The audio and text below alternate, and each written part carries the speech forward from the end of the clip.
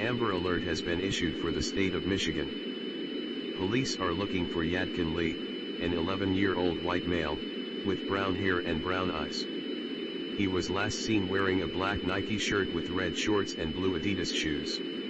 He was last seen at South Stone Avenue, SE. The suspect has not yet been found. If you see this child, call 911 and report the location.